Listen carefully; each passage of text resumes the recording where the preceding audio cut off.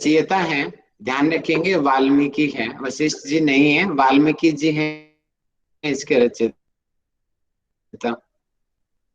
इसका जो time period है महारामायण के समय, अर्थात रामायण काल का है ये ग्रंथ। श्रोता क्योंकि सुनने वाले कौन है, राम। और वक्ता, वक्ता है वशिष्ठ जी। मूल विषय ब्रह्मवाद के ऊपर है, अज्ञातवाद भी इसको कहते हैं। और इसका अर्थ है कि संसार का अस्तित्व नहीं, केवल ब्रह्म का ही अस्तित्व है, अर्थात अद्वैत भावना। द्वैत नहीं है, कोई भी दो चीज नहीं है, सिर्फ एक है, इसका मूल विषय है। और मूल अवधारणा अद्वैत वेदांत की, सब कुछ एक है, ब्रह्म सत्यम जगत मिथ्या, वेदांत का प्रसिद्ध वाक्य है ये, कि ब्रह्म ही एकमात्र सत्य है, कोई दो चीज नहीं है। योग वशिष्ठ का जो केंद्र बिंदु है वो ब्रह्म है, यानी कि ब्रह्म के आसपास ही जितनी भी बातें की जा रही हैं। और सृष्टि की रचना, इसने बताया कि सृष्टि की रचना कैसे हुई है, कि ब्रह्म शांति और स्पंदन होने पर, कि ब्रह्म में शांति और स्पंदन अर्थात वाइब्रेशन हुई, जिसकी वजह से सृष्टि का निर्माण हुआ। सब लोगों का अपना अपना मत है। अब इस ग्रंथ का ये वाला मत है, तो हम इस हिसाब से हमें पढ़ना है कि स्पंदन से, वाइब्रेशन से सृष्टि का निर्माण हुआ, रचना हुई। और योग वशिष्ठ जो ग्रंथ है, इसको 12 भाषाओं में इसका अनुवाद किया गया। और भी बहुत सारी हो सकती हैं, प्रधान 12 को माना गया। इसके अन्य नाम है, परीक्षा में भी आया था ये कल की। इसको महारामायण भी कहते हैं, उत्तर रामायण भी इसको कहते हैं, और वशिष्ठ रामायण भी इसका नाम है। कर्म योगियों के लिए, क्योंकि कर्म की प्रधानता सबसे ज्यादा, भागवत गीता ही एकमात्र ऐसा ग्रंथ है जिसमें सबसे ज्यादा कर्म को फोकस किया गया है। वैसे इसके अलावा कर्म ज्ञान भक्ति को भी किया गया, लेकिन प्रधान कर्म है। और योग वशिष्ठ में भी ज्ञान और कर्म दोनों को किया गया है, लेकिन विशेष जो प्रधान है वो ज्ञान है। तो इसीलिए बोला जाता है कि ज्ञान योगी, यानी कि जिसको ज्यादा ज्ञान चाहिए वो वशिष्ठ, योग वशिष्ठ को पढ़ो। और जो कर्म के बारे में जिसको जानना है वो भागवत गीता का अध्ययन करो। योग वशिष्ठ के अंदर 32,000 श्लोक हैं। जैसे भागवत गीता में 700 है, इसमें 32,000 हैं। सर्ग यानी कि सब चैप्टर इसके 674 है। योग की डेफिनेशन इस ग्रंथ के अनुसार क्या है, संसार सागर से पार होने की स्थिति ही योग है। एक एक लाइन जो ये मैंने निकाली हुई है ना, एक एक लाइन को स्कैन कर लेना अपनी आंखों में, क्योंकि 32,000 श्लोक पढ़ना आसान नहीं है। ये प्रमुख लाइन है और हर लाइन पेपर में आ चुकी है, इसलिए मैं आज दोबारा से पढ़ा रहा हूं आपको ये टॉपिक। हर लाइन को अच्छे से आप याद कर लेना।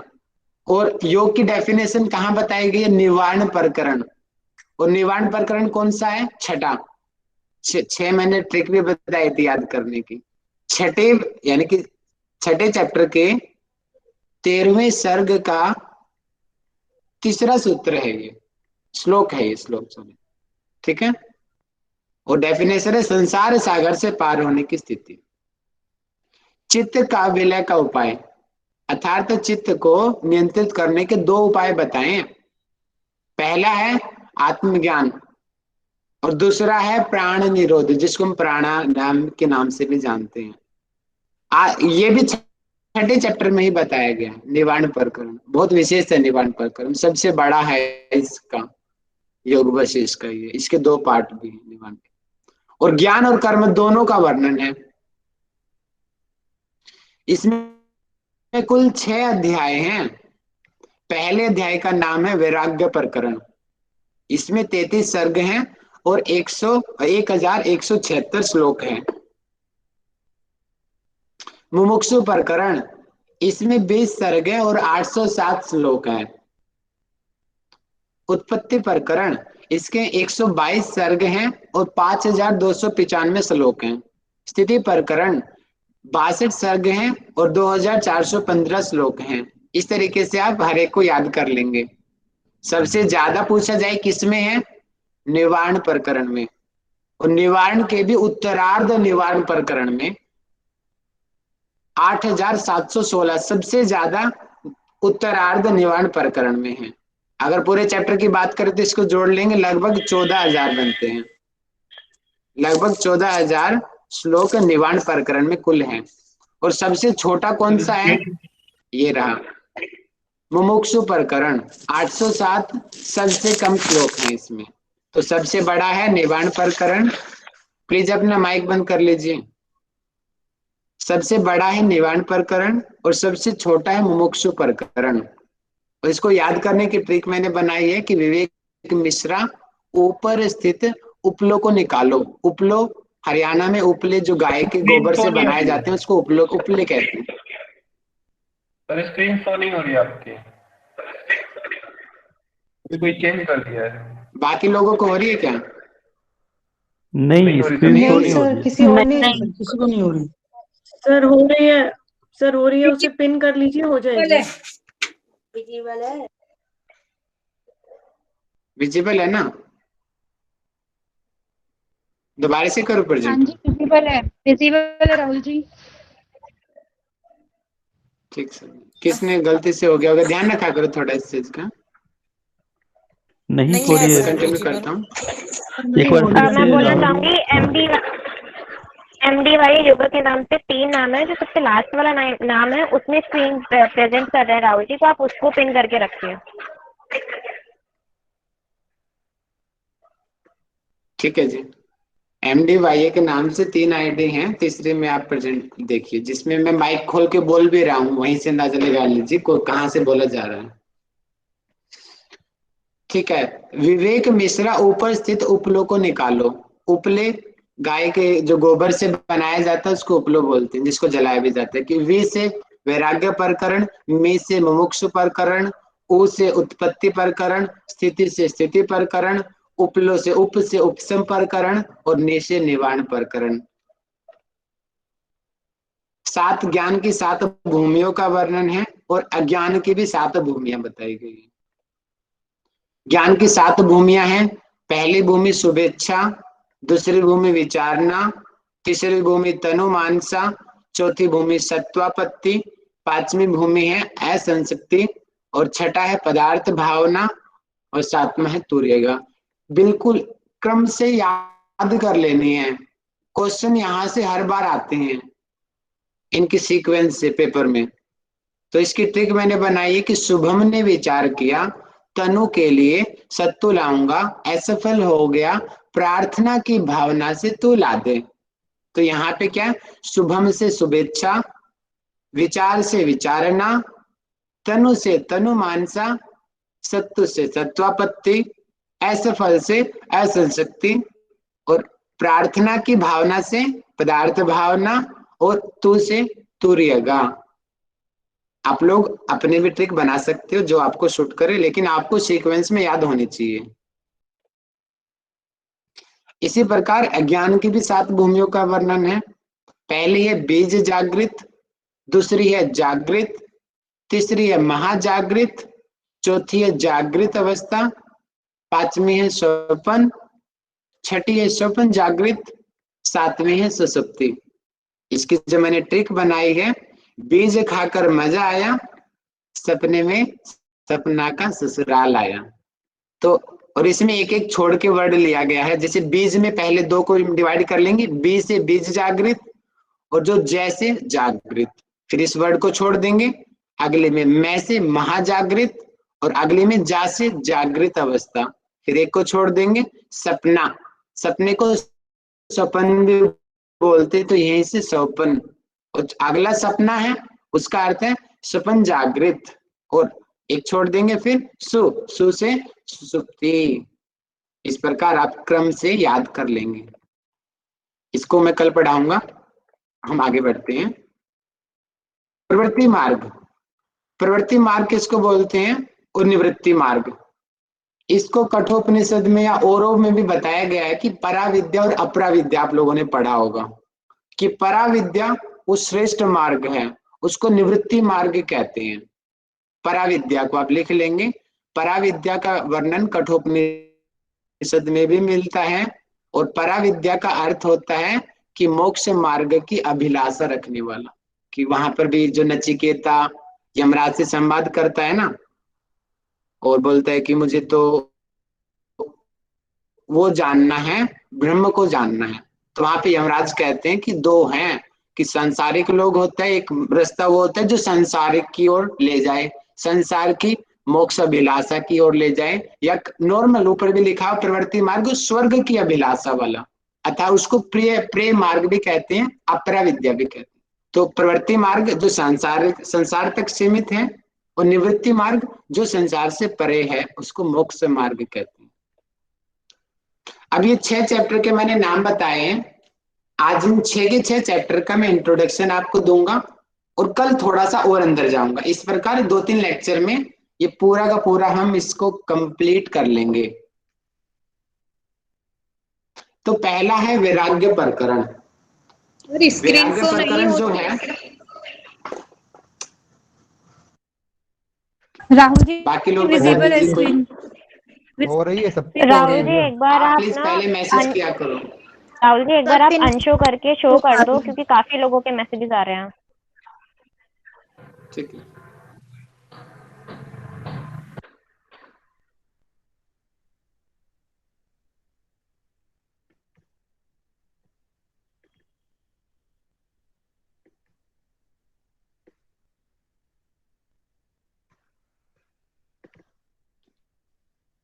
ठीक है, दिखाई दे रही है ना?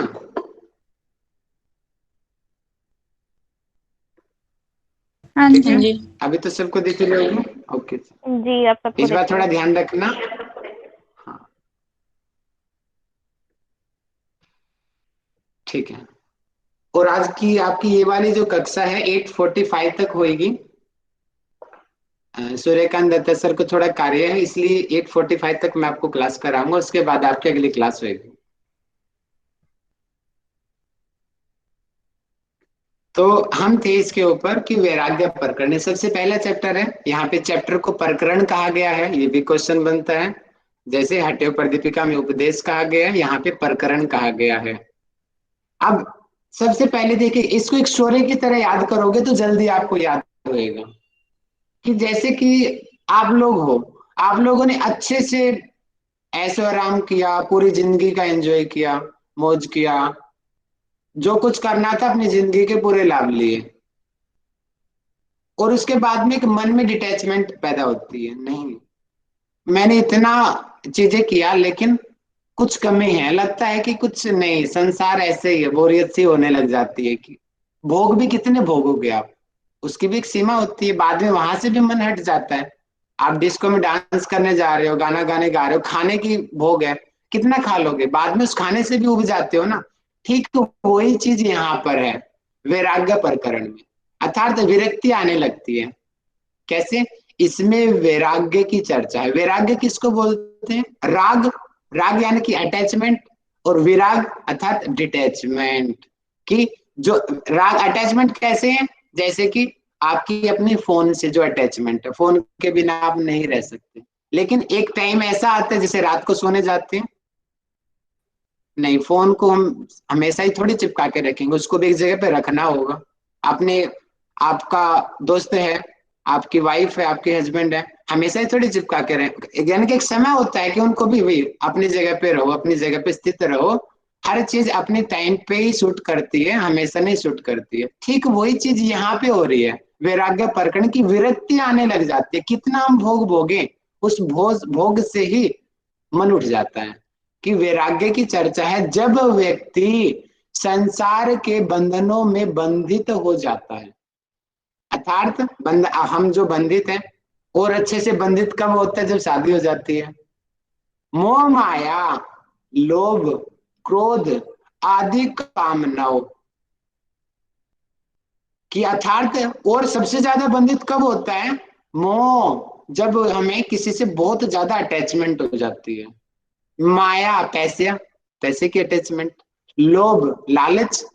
क्रोध आदि जो विकार हैं, और भी आदि शब्द यानी कि और भी जो अन्य विकार हैं, और काम वासनाओं के लिए, के बाद अंत में अपूर्णता, सब कुछ कर लिया, बहुत धोखाधड़ी किया, बहुत रिश्वत भी लिया, बाद में भी लग रहा कुछ कमी है। तो वो जो कमी है तो वह संसार से विरक्ति चाहता है। वो जो कमी पता लगने लग जाते कि हाँ कुछ है यार, कुछ कमी है, कुछ और चीज चाहिए, ऐसा वैराग्य प्रकरण में आता है। तो क्वेश्चन कैसे आएगा पेपर में? पेपर में क्वेश्चन आएगा कि किस अध्याय में संसार से विरक्ति चाहता है। ऑप्शन ए वैराग्य प्रकरण, ऑप्शन बी मोक्ष प्रकरण, ऑप्शन सी आगे का उत्पत्ति प्रकरण, स्थिति प्रकरण। इस तरीके से क्वेश्चन पेपर में आता है। आगे है दूसरा अध्याय। दूसरा अध्याय में कहा गया मुमुक्षु प्रकरण। इसका नाम है मुमुक्षु, और मुमुक्षु का अर्थ होता है मोक्ष। जैसे कि मुमुक्षु आपने ज्ञान की जो ज्ञान योग के जो बहिरंग साधन है ना, विवेक वैराग्य षट संपत्ति, अंतरंग साधन में विवेक वैराग्य षट संपत्ति मोक्ष तो श्रवण मनन निध्यासन, बहिरंग साधन में आता, सॉरी, बहिरंग साधन में चार चीजें आती हैं, विवेक वैराग्य षट संपत्ति और मुमुक्षुत्व। मुमुक्षुत्व होता है मोक्ष को पाना, कि वैराग्य के पश्चात, कि देखो ऊपर क्या आया, वैराग्य की भावना आई ना पहले वाले चैप्टर में। अब उसी स्टोरी को आगे लेके जाते हैं। पहले तो सिर्फ पता लगा कि कुछ चाहिए, हाँ कुछ कमी है, संसार से अलग भी कोई चीज है, ऐसे मन में ख्याल आने लग गए। अब प्लानिंग करेंगे कि हाँ पता भी लगने लग गया, अब वो इच्छा होगी हाँ मैं उस चीज को पाऊं। क्या ये बड़े बड़े ऋषि महात्मा जो जैसे कि गौतम बुद्ध, वो पागल है क्या? राजा होकर के भी उसने संन्यास ले लिया, दर दर भटक रहा है नंगे पांव। कुछ तो उसने देखा तभी तो वो ऐसा कर रहा है अपने राजकाज को छोड़ के। तो यानी कि अब वो इच्छा जागृत हो गई अंदर, कि वैराग्य के पश्चात व्यक्ति मोक्ष की कामना करता है। कामना विशेष है यहाँ पे, कामना करता है। अतः मोक्ष प्राप्त करने की विधियों व मोक्ष के स्वरूप की चर्चा इसके अंदर की कामना आती है। यानी कि कामना पैदा हो गई कि मोक्ष कैसा होगा, अरे हाँ वो ऐसी जगह है जहां पे कोई दुख नहीं है, ऐसे भाव आने लग गए मन में। फिर मन करेगा हाँ यार पाऊं, क्या साधन है उसको, कैसे मैं पाया जाऊंगा। और पुरुषार्थ का वर्णन भी है। पुरुषार्थ क्या होता है, कोई बताएगा माइक खोल के, पुरुषार्थ क्या होता है? धर्म अर्थ काम मोक्ष। चतुष्ट पुरुषार्थ। Very good. हमारा जो भारतीय संस्कृति है, चतुर पुरुषार्थ श्रेष्ठ है। धर्म अर्थ काम मोक्ष, उसका वर्णन यहाँ पर है। क्वेश्चन आएगा पेपर में कि पुरुषार्थ का वर्णन किस प्रकरण में है, तो उत्तर आएगा मोक्ष प्रकरण में। और पुरुषार्थ कौन से होते हैं? धर्म अर्थ काम मोक्ष, क्योंकि मोक्ष तो ये है ही मोक्ष। क्या जी? सर उसको पुरुषार्थ चतुष्टय बोलते हैं। पुरुषार्थ चतुष्टय है वो, ये मेरे ख्याल से वही होना चाहिए ये वाला। बाकी मैं एक बार दोबारा रीचेक कर लूंगा, मुझे लग रहा है यही होना चाहिए इसमें। हाँ? जी सर मैं चतुष्टय आगे पढ़ा है, था। हाँ जी, ये जो है वो चतुष्टय इसलिए क्योंकि चार होते हैं, इसलिए चार नाम दे दिए गए। पुरुषार्थ तो वही है ना। अब ये जो है द्वारपाल का वर्णन, ये पेपर में कई बार आ चुका है कि द्वारपाल का, इसको बोलते हैं कि मोक्ष प्राप्ति के द्वारपाल। यहाँ तक कितने द्वारपाल हैं? 1 2 3 4, तो उत्तर आएगा 4। द्वारपाल का वर्णन किस चैप्टर में? दूसरे में। इसका नाम क्या? मोक्ष प्रकरण। और पेपर में आता है कि द्वारपाल कौन कौन से हैं, ये से दूसरे वाला आएगा। ये से टाइप हो नहीं पाया, जो शलगम वाला से होता है वो आएगा। सम, दूसरा विचार, संतोष और साधु संगम की। इसके एक्सप्लेनेशन मैं बाद में दूंगा, आज आप ऊपर से कवर करो। अभी एक्सप्लेन करने लग जाऊंगा आप कंफ्यूज हो जाओगे। तो सम, विचार, संतोष और साधु संगम। पेपर में आएगा कि इनमें से कौन सा मोक्ष का द्वारपाल नहीं है। नहीं है ऐसे आ जाएगा, या है वो ऐसे 1 2 3 4 ABCD करके, वो अच्छे से पूरी आपकी गिद्ध की आंखें होनी चाहिए। एक एक वर्ड को अपना आंखों में बिठा लो कि सम है, विचार है, संतोष, इसके अलावा कुछ भी नहीं। ये वाला जो बुक है ना पूरी की पूरी याद करना है, इसमें लगेगा कि हम रट्टा सा मार रहे हैं, ऐसा हैगा। तो आप लोग थोड़ा सा याद करेंगे हर चीज को। तीसरा चैप्टर है उत्पत्ति प्रकरण। उत्पत्ति, उत्पत्ति से नाम से ही पता चल रहा है कि कुछ उत्पन्न हो रहा है। उत्पन्न क्या हो रहा है? संसार। अब यानी कि ऊपर पहले क्या हुआ? सबसे पहले में वैराग्य, ऐसा लगा कि कुछ विरक्ति है, ऐसी भावना सी आने लग गई। अब मुमुक्षु में क्या हो गया? कामना होने लग गई कि मोक्ष भी कोई चीज है। हाँ, मोक्ष को प्राप्त करने की विधियां भी बता दी गई। अब विधियां तो बता दी, हमने बता दिया कि सम विचार संतोष साधु संगम, ये विधियां हैं। अब विधियों को प्राप्त कैसे करें? शरीर से तो प्राप्त करोगे। जैसे बोलते हैं ना कि देवता लोग भी इंसान योनि के लिए, मनुष्य योनि के लिए जन्म लेते हैं। देवता योनि में मोक्ष नहीं मिलता है, मनुष्य योनि में ही मोक्ष मिलता है। ऐसा बहुत जगह सत्संग में मैंने सुना है, और ऐसा होता भी है कि मनुष्य योनि में ही मोक्ष मिलना संभव है। अब वही बात यहाँ पे की जा रही है कि मोक्ष की प्राप्ति के लिए माध्यम रूप में संसार की आवश्यकता होती है। यानी कि जो संसार है, ये हमारा शरीर है, ये माध्यम है। शरीर के जरिए हमें मोक्ष मिलेगा। तो यहाँ पे सृष्टि, मन की उत्पत्ति हुई है, सृष्टि निर्माण हो गया है। वो स्टार्टिंग में बताया था सृष्टि निर्माण कैसे हुआ है कि ब्रह्म में जो अपने आप ही वाइब्रेशन उत्पन्न हुई है, उससे सृष्टि का निर्माण हुआ है। और यानी कि आगे कितने तत्व बताएंगे ये तो शायद मुझे नहीं पता इसमें कितने तत्व हैं, लेकिन सृष्टि का निर्माण इस तरीके से इसमें बताया गया है। और एक एक पॉइंट याद करेंगे कि मन का भ्रम जगत है। तो क्वेश्चन बनता है जगत किसका भ्रम है? उत्तर है जगत मन का भ्रम है। और अगला है जीव व चित्त एक ही है, क्योंकि स्टार्टिंग में हमने पढ़ा अद्वैत अवधारणा को मानता है, अद्वैत वेदांत की। अद्वैत जहां पे द्वैत है ही नहीं, दो चीज कोई है ही नहीं, एक है। आत्मा परमात्मा दोनों एक है, अलग अलग नहीं है।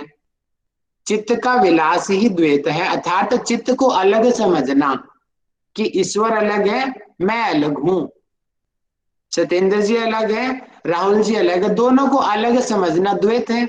अब दोनों को एक समझना अद्वैत है। मनो में शरीर की विशेषता बताते हुए सत्कर्म में लगाने की प्रेरणा दी गई कि इसलिए सत्कर्म करो। ये मनो में नहीं आएगा, मनो में, मनो ले आएगा, सॉरी, हाँ टाइपिंग मिस्टेक है। मनो ले, कि मन का लीन हो जाना, इसलिए शरीर की विशेषता है। जीव की कितनी श्रेणियां हैं? तो आंसर आएगा जीव की 14 श्रेणियां हैं। ये 14 कौन सी है मुझे भी नहीं पता, लेकिन 14 आप संख्या अच्छे से संख्या याद कर लेंगे।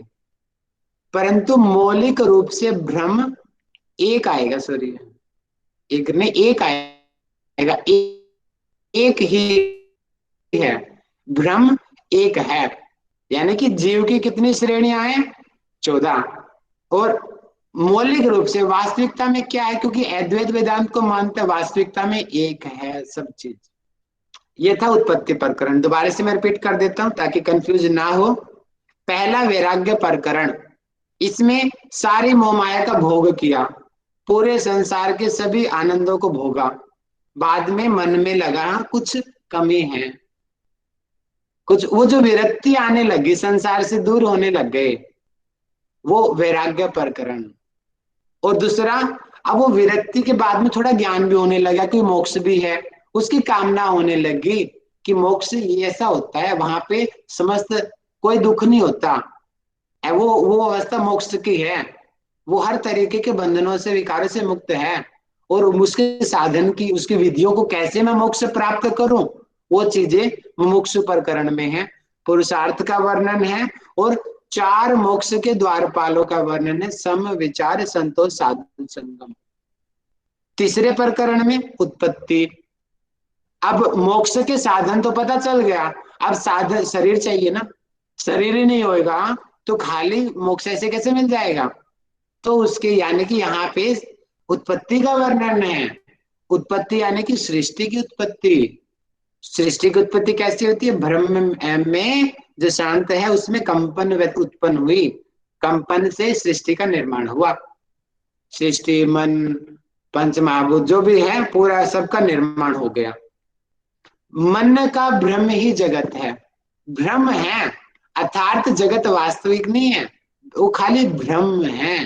भ्रम, भ्रम और भ्रम दोनों अलग होता है। ये भ्रम भटकाने वाला है, जिसको विपर्य भी बोलते हैं योग दर्शन में, विपर्यो मिथ्या ज्ञान मत द्रुप प्रतिष्ठम, कि वो भ्रांति है नहीं वास्तविकता में, लेकिन भ्रम हो गया। जीव व जगत एक ही है, वास्तव में एक ही है, लेकिन कई बार जब हमें अपने मिथ्या ज्ञान से अलग हम समझते हैं तो द्वैत है, और जब एक हो जाता है तो अद्वैत है। जीव की 14 श्रेणियों का वर्णन है और उसमें प्रमुख ब्रह्म एक है। अब चौथा प्रकरण में आते हैं। ऐसा है कि आपको थ्योरी समझ आ रही है, आज थोड़ी थ्योरी की क्लासेस आ रही। चौथा अध्याय जो है स्थिति प्रकरण। स्थिति किसको बोलते हैं? पोजीशन को, कि कोई पोजीशन होना। अब देखो क्या है इसमें, यहाँ पे इस प्रकरण में बताया गया है, इनकी चैप्टर में बताया गया है कि साधक की संसार में निवास की रहन सहन या ब्रह्म भाव में स्थिति कैसी है। देखिए ऊपर क्या था, दोबारा से आ रहे हैं। सबसे पहले कुछ लगा कि विरक्ति चाहिए, दूसरा मुमुक्षु में साधन ढूंढ लिए मोक्ष के, तीसरा शरीर का निर्माण भी हो गया जिसके जरिए मोक्ष मिलेगा। अब यहाँ पे आ गया कि ब्रह्म भाव की स्थिति कैसी है, इसका भी पता चल गया, यानी कि ज्ञान हो गया बहुत अच्छे तरीके से कि इस जगह पे स्थित होना है हमें, संसार में निवेश की, यानी कि कैसे हमें संसार में रहना है, कि हमें बड़ों का सम्मान करना है, गरीबों की सहायता करनी है, ज्ञान को बांटना है, यानी कि जो भी अच्छी अच्छी बातें हैं संसार के लिए जो होना चाहिए सोशल लाइफ के लिए, वो स्थिति प्रकरण में कैसे हमें समाज में स्थित होना है उसका वर्णन है। और जगत प्रपंच को अर्थात सृष्टि को, पूरी जो माया है को एक प्रतीति कहा है जिसका आधार मन और कर्म है। तो यहाँ पे क्वेश्चन ये बनता है कि जागृत प्रपंच को एक प्रतीति कहा है, इसका आधार ब्रह्म है, अर्थात सृष्टि का जो आधार क्या है, मन और कर्म है। अब इसका मन और कर्म कैसे मानेंगे? जैसे कि योग दर्शन में भी आता है ना, कर्माशय हो जाता यंत्र भोग है, कि जो कर्माशय है, पहले तो हमारा जन्म हुआ, कर्म किए, अच्छे बुरे कर्म हुए, शुक्ल है शुक्ल, और वो कर्मों से ही आगे कर्माशय बन गए, और आगे की हमारा जो प्रारब्ध है वो उसका निर्माण हो गया। देख, मन तो चंचलता लेके आएगा, अच्छे बुरे कर्म करेगा, अच्छे बुरी प्रेरणा देगा, और कर्म से जो कर्म हम कर रहे हैं और उसी से ही आगे का हमारी योनियों का निर्माण होता रहता है कि हमें आगे किस योनि में जन्म मिलेगा। तो ये आधार इसमें स्थिति को बताया गया है। और इसी चैप्टर में 3 अवस्थाओं का वर्णन है, जागृत अवस्था, स्वप्न अवस्था और सुसुप्ति अवस्था। चौथी है जो तुर्यावस्था, वो आगे बताया जाएगा, उसको आगे मैं बताऊंगा। इसमें तीनों का बताया गया है, और इसके अंदर ज्ञानी और अज्ञानी का अंतर बताया गया। ये क्वेश्चन भी आया हुआ पेपर में कि ज्ञानी और अज्ञानी का अंतर किस प्रकरण में है। इसका उत्तर है स्थिति प्रकरण में है, क्योंकि ज्ञानी अज्ञानी संसार की बातें हैं और सांसारिक जो है वो स्थिति की बात हो रही है। संसार में स्थिति में ही संसार की बातें हैं। और अंतर क्या है दोनों का? एक अकर्तापन में, दूसरा कर्तव्य भावना से संचालित जीवन जीता, अकर्तापन, और दूसरा कर्तव्य भावना से। देखिए अज्ञानी जो है, अज्ञानी तो अपने को कर्ता मानता है कि मैं करने वाला हूं, मैंने ही घर बनाया, मैंने गाड़ी खरीदी, वो कर्तापन का भाव अज्ञानी में होता है। लेकिन जो ज्ञानी है वो निष्काम कर्म करता है, इसलिए अकर्तापन, और वो कर्म करता है जो कर्तव्य है, कर्तव्य विहीन कर्मों को करता है और निरासक्त रहता है, जो भागवत गीता में आपने बहुत अच्छे से पढ़ा इस चीज को। तो वो ज्ञानी के लक्षण, और अज्ञानी वो जो अपने को कर्ता मानता है। पांचवा प्रकरण, पांचवा प्रकरण का नाम है उपसम प्रकरण। एक बार मुझे बता दीजिए, आपको समझ तो आ रहा है ना, थ्योरी का चैप्टर हो रहा है काफी लंबा। जी सर। मैसेज देख लेता हूँ, राहुल भैया मैसेज कीजिए, समझ आ रहा है आप लोगों को? मुझे लग रहा है थ्योरी ज्यादा तो नहीं हो रही है, बताइए। स्थिति प्रकरण फिर से समझा दीजिए ना। बताऊंगा बताऊंगा, मुझे पता है कि ये थोड़ा थ्योरी थोड़ा लगातार नहीं समझ आती है एकदम से। ठीक है, आ रही है। चलिए मैं आगे बढ़ रहा हूँ, उसके बाद में दोबारा से एक बार फिर दोहराऊंगा, ठीक है? एक या दो बार मैं रिपीट करूंगा।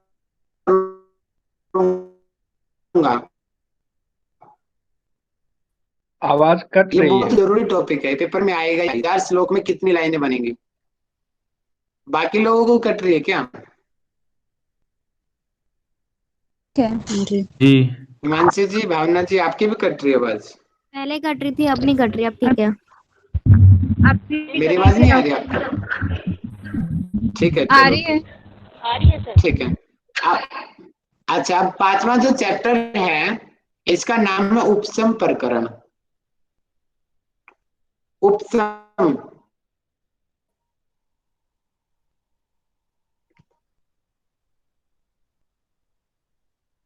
और इस प्रकरण में वर्णित थे कि संसार में, आप देखो मैं दोबारा से एक स्टोरी से जोड़ रहा हूं आपको, स्टोरी याद करने की कोशिश करना। पहली, सारे भोग भागा, सब कुछ भोगा, यानी कि, लेकिन फिर अपूर्णता का भान हुआ कि कोई चीज है विरक्ति। अब उसके बाद में दूसरी में मोक्ष की कामना हो गई और मोक्ष को प्राप्त करने के साधन विधियां ढूंढ लिया।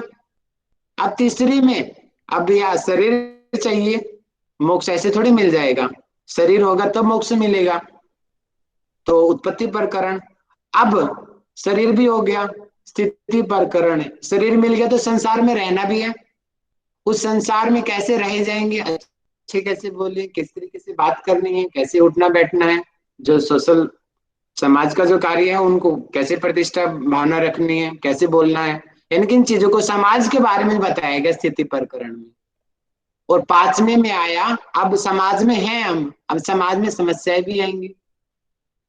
हम चाहे कितना ही अच्छा बोल ले, मोदी जी कितना ही अच्छा काम कर ले, गलतियां तो दुनिया निकालेगी ही निकालेगी। या कोई भी, मैं कितना ही अच्छा पढ़ा लूं, गलतियां निकलेंगी ही निकलेंगी, क्योंकि 10 को समझ आएगी, 11वें को समझ नहीं आएंगी। सत्येंद्र जी को प्रोनाउंसिएशन से अच्छी बात, मेरे बढ़ाने का तरीका 100 में से 80 को समझ आ रहा है, 20 को नहीं आ रहा। समस्या तो आएंगी, हर जगह पर आएंगी। तो समस्याओं का वर्णन उपसम प्रकरण में है। अब उसका निवारण भी यहाँ पे बताया गया, उनकी समाप्ति कैसे होगी। अब यहाँ पे थोड़ा सा कंफ्यूजिंग है, इसमें भी पुरुषार्थ का महत्व बताया गया, थोड़ा सा आप ध्यान रखेंगे इस चीज को। और इसमें योग सिद्धि के अनेक उपाय बताए गए हैं। योग सिद्धि के, योग सिद्धि के अर्थात योग को कैसे हम सिद्ध करें। जैसे योग सिद्धि को आज ही हमने पढ़ा था योग बीज में, योग सिद्धि के लक्षण भी बताए गए थे। वो सिद्धियां दो प्रकार की पढ़ी, कल्पित अकल्पित हमने, कि कल्पित जो साधारण सी जो होती है सिद्धियां, हमें रस से, औषधि से, काल से और तीर्थ स्थानों पे जाके जो मिलती हैं। अकल्पित सिद्धियां वो जो हमें अच्छे से जब योगाभ्यास करते हैं सभी तरह के विकारों को दूर करके मिलती है। इसी प्रकार जो सिद्धियां हैं वो सिद्धियों का, उनके उपाय बताए गए हैं, और अनेकों उपाय हैं।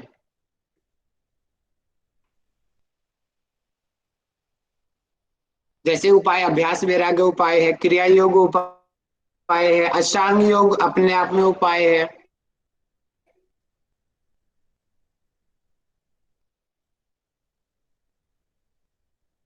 वैराग्य और अभियान का वर्णन भी है। ओम का उच्चारण, अर्थ व चिंतन भी बताया गया है। धारणा प्रत्याहार का भी वर्णन है, और विचार की प्रौढ़ता, वैराग्य, सद्गुणों से तत्व ज्ञान की प्राप्ति और जीवन मुक्त महात्माओं की स्थिति का वर्णन है। जीवन मुक्त आज ही पढ़ा था, जो जीवन रहते हुए जो मुक्त हैं, अर्थात जिन्होंने अहंकार को नष्ट कर दिया, वो जीवन मुक्त साधक हैं। इन्हीं विषयों के साथ उपशम प्रकरण की समाप्ति होती है कि उपशम प्रकरण में ये चीजें बताई गई है। मेन क्या है समस्याएं, पहले दोबारा से रिपीट कर रहा हूं, वैराग्य में डिटैचमेंट की ऐसा पता लगने लग गया, सब कुछ भोगा। दूसरे में मोक्ष की कामना हुई, मोक्ष के साधन विधियां जुटाई।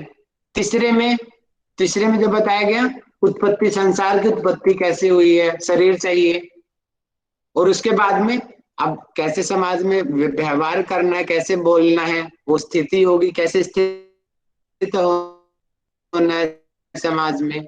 अब स्थित होंगे तो कुछ समस्याएं भी आएंगी, वो समस्याएं 5वें चैप्टर में बताई गई है।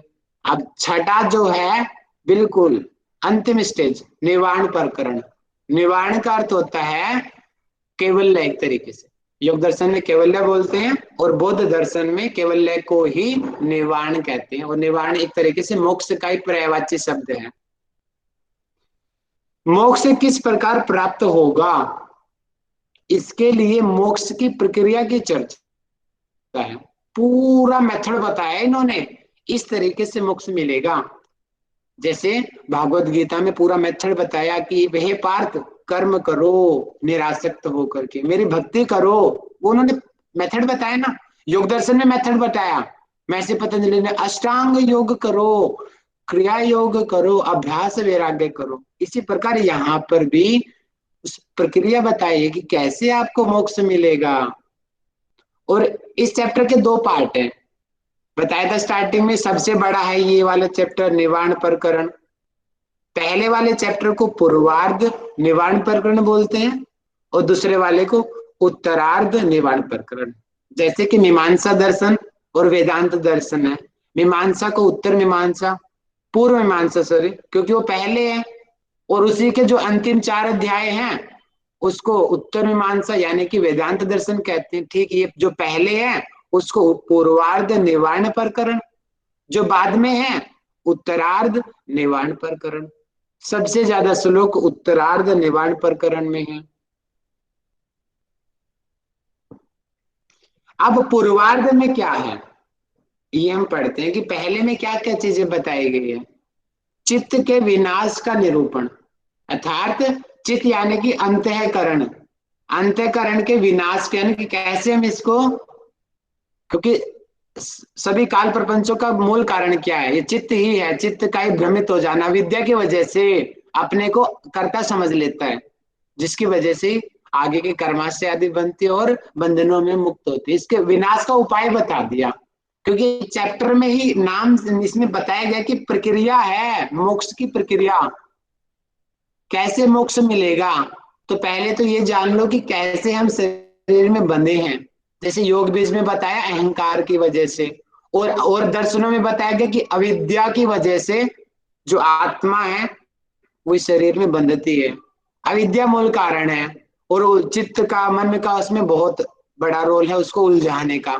तो ये मेथड बता दिया कि कैसे चित्त को जो भ्रमित हो गया कैसे उसको दूर करे, कैसे उसको एक रास्ते पे लेके आए।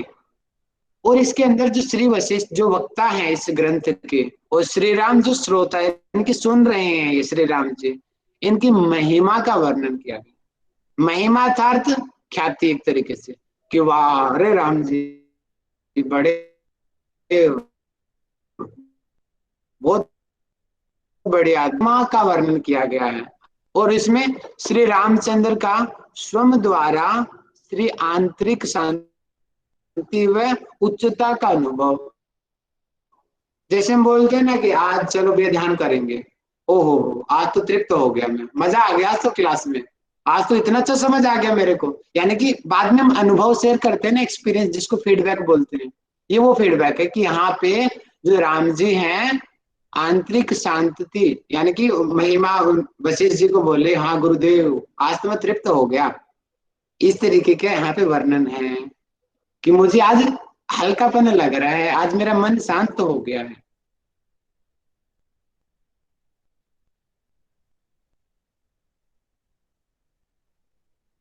और एक वर्णन है। विद्या क्या है, अविद्या क्या है। अविद्या का वहां पे योग दर्शन में बताया गया, अनित्य शुचि दुखात्म ख्यातिर, ठीक है। नित्य शुचि सुखात्म ख्यातिर अविद्या, अनित्य को नित्य, असुचि को शुचि, दुख को सुख, दुख को सुख, अनात्मा को आत्मा समझ लेना अविद्या है। और ठीक इनको जान लेना, उस अविद्या के स्वरूप को जान लेना, दृष्टा और दृश्य पुरुष प्रकृति के वास्तविक स्वरूप को जान लेना विद्या है, और न जानना अविद्या है। जैसे प्रकाश है, प्रकाश के अभाव ही अंधकार है, अंधकार आ गया तो प्रकाश आ गया, अंधकार गायब। वैसे ही अविद्या विद्या का संबंध है। और इसका वर्णन कहाँ है, छठे चैप्टर के 13वें सर्ग के तीसरे सूत्र में है, तीसरे श्लोक में है सर। और हमने बताया था कि योग की डेफिनेशन इसी चैप्टर में है, निवारण प्रकरण में। योग की डेफिनेशन क्या है, संसार सागर से पार होने की स्थिति ही योग है। जैसे योग दर्शन में योग चित्त वृत्ति निरोध है, भगवत गीता में समत्तम योग उच्यते योग कर्म से कौशलम, जो सब ग्रंथों का अपना अपना डेफिनेशन है। इस ग्रंथ की ये डेफिनेशन है कि संसार सागर से पार होने की स्थिति ही योग है। पेपर में आएगा संसार सागर से पार होने की स्थिति ही योग है, ये किस ग्रंथ में लिखा हुआ है, योग दर्शन में, योग वशिष्ठ में, वशिष्ठ संहिता में, भगवत गीता में। सिलेक्ट करो योग वशिष्ठ में। आगे प्राण पान की गति को तत्व से जानना मुक्ति कहलाता है। क्वेश्चन बनता है कि मुक्ति किसे कहते हैं। मुक्ति क्या है, प्राण और अपान की गति को तत्वों के साथ जानना। तत्व क्या होते हैं, जैसे कि सांख्य के अनुसार 25 तत्व है, पंच महाभूत, पंच तन्मात्रा, एकादश इंद्रिया, अहंकार, महत, मूल प्रकृति और पुरुष। ये तत्व हैं जिनसे संसार बना है, वो तत्व है।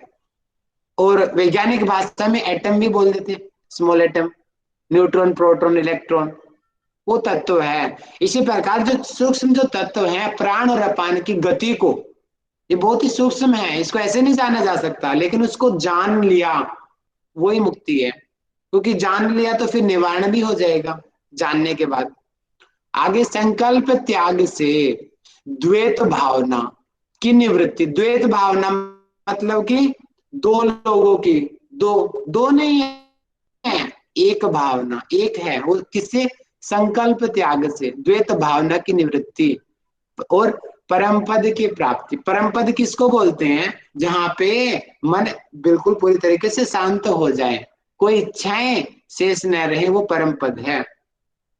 और इसी के अंदर सांख्य व अष्टांग योग के द्वारा परम पद की प्राप्ति बताया गया है। अर्थात इसमें सांख्य योग का भी वर्णन है और अष्टांग योग का भी वर्णन है। क्वेश्चन बनेगा अष्टांग योग का वर्णन किस चैप्टर में है, तो उत्तर आएगा सीधा सा कि निर्वाण प्रकरण में है, सांख्य योग और अष्टांग योग का वर्णन। और चित्त को शांत करने के कितने प्रकार हैं, पहले भी बताया था, दोबारा फिर आ गया कि परमात्मा का यथार्थ ज्ञान, ये यथार्थ आएगा, यथार्थ ज्ञान। और प्राण निरोध, अर्थात प्राणों को कंट्रोल करना। कैसे कंट्रोल करेंगे, साधारणतः प्राणायाम के द्वारा कंट्रोल करेंगे। और यथार्थ ज्ञान अर्थात ब्रह्म का ज्ञान। कुछ गड़बड़ है क्या, हाँ अच्छा, ये वही चल रहा है अभी, ये क्योंकि आया ना था एक स्लाइड में, इसलिए मैंने आगे भी इसको ले लिया है। पूर्वार्ध ही चल रहा है अभी। इसमें जीव की 7 भूमियों का वर्णन है। पहले आया सप्त ज्ञान की 7 भूमियां, शुभेच्छा विचारणा, तनु मानसा, सत्वापत्ति, असंग शक्ति, ठीक है, वो थी ज्ञान भूमियां। और अज्ञान की भूमियों में क्या आया था, बीज जागृत, जागृत, महाजागृत, जागृत अवस्था, वो थी अज्ञान की। और यहाँ पे क्या है, जीव की 7 भूमियों, सिंपल ज्ञान ज्ञान नहीं है, सिंपल जीव की 7 भूमियां पूछा है। क्रम से याद करेंगे। ओहो, इसकी मैंने ट्रिक तो बनाया नहीं, कल बनाऊंगा, याद नहीं रहा, आज आप ऐसे याद कर लो। श्रवण वैसे हो ही जाएगा, आसान है। श्रवण मनन निधिध्यासन, श्रवण मनन निधिध्यासन तो सिंपल है, बहिरंग साधन में भी आता है। विलापिनी, सुसुप्ति, ऐसे याद कर लो सभी को। ब्रह्म रूप, तुर्यगा, ये पहले वाले वर्ड जरूरी है, बाद वाले चाहे आप बेशक ना करो, लेकिन पहले पहले जो वर्ड है ना वो अच्छे से याद कर लेना सातों के। फिर से रिपीट कर रहा हूं, श्रवण, मनन, निधिध्यासन, विलापिनी, सुसुप्त रूप, ब्रह्म रूप, तुर्यगा। अब आते हैं उत्तरार्ध में। टाइम है हमारे पास, मुझे 45 तक पढ़ाना टाइम है हमारे पास, ठीक है। आज हम इंट्रोडक्शन बाहर बाहर से कंप्लीट कर लेंगे। निर्वाण प्रकरण के दो प्रकार हैं, पहला पूर्वार्ध और दूसरा उत्तरार्ध। जो पहले है वो पूर्वार्ध, जो बाद में है वो उत्तरार्ध। पूर्वार्ध में हमने पढ़ लिया क्या क्या बताया गया, अष्टांग योग है, चित्त के योग की डेफिनेशन भी है, विद्या विद्या का वर्णन है, वशिष्ठ जी और राम जी की महिमा का वर्णन है, चित्त के विनाश का निरूपण है, द्वैत की निवृत्ति, परम पद की प्राप्ति का उपाय है, मुक्ति का डेफिनेशन है ये, और जीव की भूमियों का वर्णन है। अब आते हैं उत्तरार्ध में क्या बताया गया। जीव के स्वरूप, स्वभाव तथा विराट पुरुष का वर्णन। ये ध्यान रखेंगे, विराट पुरुष का वर्णन किस चैप्टर में है, ये बहुत इंपॉर्टेंट बनता है। विराट पुरुष का वर्णन, विराट पुरुष का वर्णन है उत्तरार्ध निवारण प्रकरण में। संसार के 4 बीज हैं, संसार के 4 बीज हैं, और कौन कौन से 4 बीज? संवेदन, भावना, कुछ गड़बड़ है, हाँ ये अलग अलग कोमा नहीं डाला गया यहाँ पे, आप डाल लेंगे। संवेदन, भावना, वासना, और चौथा है कल्पना। फिर से, संसार के 4 बीज हैं, पहला है संवेदन, दूसरा भावना, तीसरा वासना, चौथा कल्पना। का वर्णन परमात्मा के तत्व ज्ञान से ही इन बीजों के विनाश पूर्वक मोक्ष का प्रतिपादन किया गया। आगे बताया कि योग वशिष्ठ में वर्णित योग की पद्धति, योग वास्तव में तुर्यावस्था है। जैसे वेदांत दर्शन में कहते हैं ना कि वहां पे आता है कि पारमार्थिक है, व्यवहारिक है सत्ता, और बाद में वो आदि गुरु शंकराचार्य जी कहते हैं कि जो आध्यात्मिक जो है, जिसको तुर्यावस्था कहते हैं, तुर्यावस्था में मोक्ष मिल जाता है, ऐसा आदि गुरु शंकराचार्य जी भी कहते हैं। ठीक वही बातें यहाँ पर भी कही गई है कि जो वास्तव में जो योग है, योग वास्तव में तुर्यावस्था है। 4 अवस्थाएं होती हैं, जागृत अवस्था, स्वप्नावस्था, सुसुप्ति अवस्था और तुर्यावस्था। मांडुक्य उपनिषद जब पढ़ोगे उसमें इन 4 अवस्थाओं को बहुत डिटेल में बताया गया है। मांडुक्य उपनिषद में पहली अवस्था होती है जागृत अवस्था, जैसे हमारी जागने की जो स्टेट है, इसको मैं उससे भी बता सकता हूँ आधुनिक, आप उसमें परिप्रेक्ष्य में बात करेंगे तो हम जागे हुए हैं, जब हमारी बीटा वेव्स काम कर रही हैं तो वो जागृत अवस्था है। और उसके बाद में, जागृत के बाद में दूसरी आती है स्वप्नावस्था, जब हमारी अल्फा वेज काम कर रही है हमारे माइंड में, अल्फा वेज में हम सोने की अवस्था में जो आ जाते हैं। उसके बाद में आता है सुसुप्ति अवस्था, जब सपने आने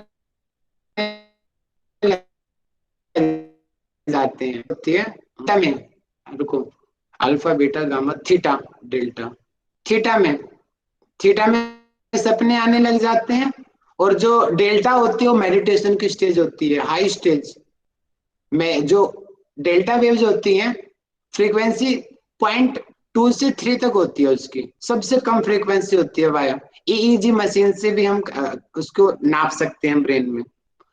तो वो जो स्टेट है, जब हम पूरी तरीके से समाधिस्थ हो गए, अचेतन हो गए, वो जो अवस्था है उसको तुर्य अवस्था कहते हैं।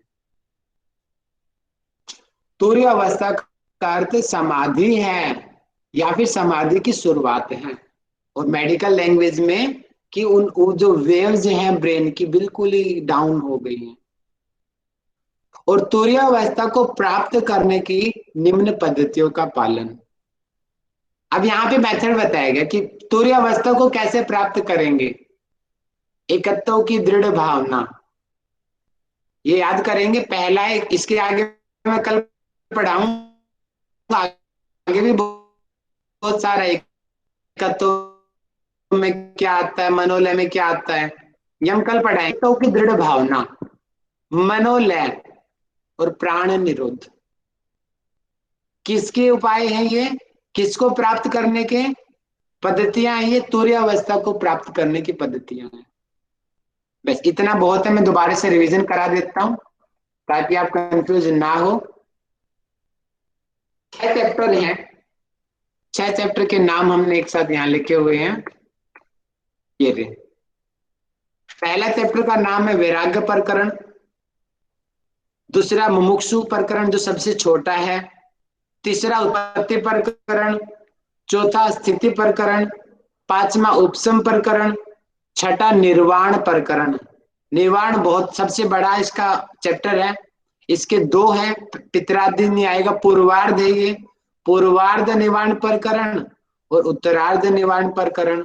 उत्तरार्ध सबसे बड़ा है, 8000 से ज्यादा है। ठीक है, ये याद कर लेंगे इसको। अब वैराग्य में पहले चैप्टर में क्या बताया गया है कि भोगों का अच्छे से भोगा, और बाद में एक अपूर्णता का भान हुआ, और फिर जो विरक्ति लगने लगा, नहीं कितने भोग भोगूंगा, अब मुझे इनसे कुछ और ऐसा करना है जो मुझे पूरी तरीके से सुख दे, खाली की छलवा ना हो, थोड़े टाइम का समय नहीं, अनंत सुख की प्राप्ति की ऐसा इच्छाएं चाहने लगता है। अब मोक्ष की कामना, पहले तो खाली चाह रहा था, अब उसको पता लग गया मोक्ष है वो, उसकी कामना उत्पन्न हो जाती है, और उसको मोक्ष को पाने की विधियां और मोक्ष के स्वरूप की चर्चा है। पुरुषार्थ का वर्णन है, और मोक्ष के 4 द्वारपाल बताए गए हैं, सम, विचार, संतोष और साधु संगम। इन 4 तरीकों से मोक्ष को पाया जा सकता है।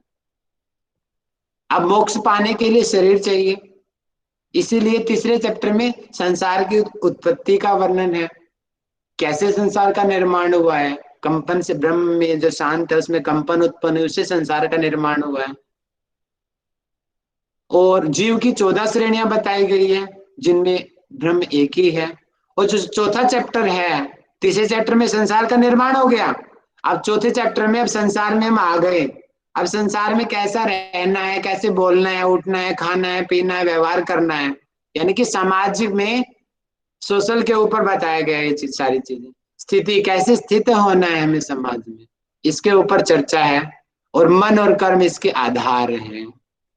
3 अवस्थाओं का वर्णन है, जागृत, स्वप्न, सुषुप्ति। और चौथे चैप्टर में ज्ञानी ज्ञानी का अंतर भी बताया गया है कि ज्ञानी वो है जो अकर्तापन का भाव है, निष्काम भाव से काम करे। अज्ञानी वो है जो अपने को कर्ता समझे। समाज में आगे तो समाज की समस्याएं होंगी, उन समस्याओं को समाप्त करने के उपाय बताए गए हैं। पुरुषार्थ का महत्व है, योग सिद्धि के उपाय बताए गए हैं, शास्त्रों का अध्ययन करना बताया गया है, सत्पुरुषों का संग, वैराग्याभ्यास, प्राणायाम, ध्यान, ओम का उच्चारण, चिंतन, धारणा, प्रत्याहार, विचार की प्रौढ़ता, वैराग्य आदि ये चीजों का वर्णन हमें, यानी कि समस्याओं से सुलझने का उपाय उपशम प्रकरण में है। निवारण प्रकरण में मोक्ष कैसे प्राप्त करेंगे उसकी प्रक्रिया बताई गई, मेथड बताया गया है। निवारण के 2 प्रकार हैं, पूर्वार्ध और उत्तरार्ध। पूर्वार्ध में क्या है, पहले चित्त के विनाश का निरूपण, वशिष्ठ राम जी की महिमा, अब राम जी का अनुभव, शांत और उच्चता का अनुभव करते हैं। विद्या का वर्णन मिलता है, योग की डेफिनेशन का वर्णन है पूर्वार्ध में कि संसार सागर से पार होने की स्थिति योग है। मुक्ति बताया गया, प्राणपान की गति को तत्व से जानना, द्वैत भावना, परम पद का वर्णन है। सांख्य अष्टांग योग के द्वारा परम पद की प्राप्ति का वर्णन है। और चित्त को शांत करने के 2 उपाय हैं, यथार्थ ज्ञान और प्राण निरोध। और इसी में ही सप्त भूमियों का वर्णन है, श्रवण मनन निधिध्यासन विलापनी सुसुप्ति ब्रह्म और तुर्यगा। उत्तरार्ध प्रकरण में विराट पुरुष का वर्णन है। संसार के 4 बीज बताए हैं, संवेदन, भावना, वासना और कल्पना। तो तुर्यावस्था को बताया गया विशेष रूप से और कहा है कि तुर्यावस्था योग की वास्तविक स्थिति है। योग वास्तव में तुर्यावस्था ही है और तुर्यावस्था का अर्थ होता है समाधि। और तुर्यावस्था को प्राप्त करने के 3 तरीके बताए हैं। एक तत्व की दृढ़ता अर्थात एक चीज की होना, मनोलय मन का लीन होना, प्राण निरुद्ध प्राणों को कंट्रोल करना। ये हमने आज पढ़ा। आशा है कि थोड़ा थ्योरी थी, आपको समझ आया होगा। और कल आपके प्रेजेंटेशन में दे दूंगा आपको। जी ये जो उत्तरार्ध वाला बताइए। है अध्याय, इसमें 200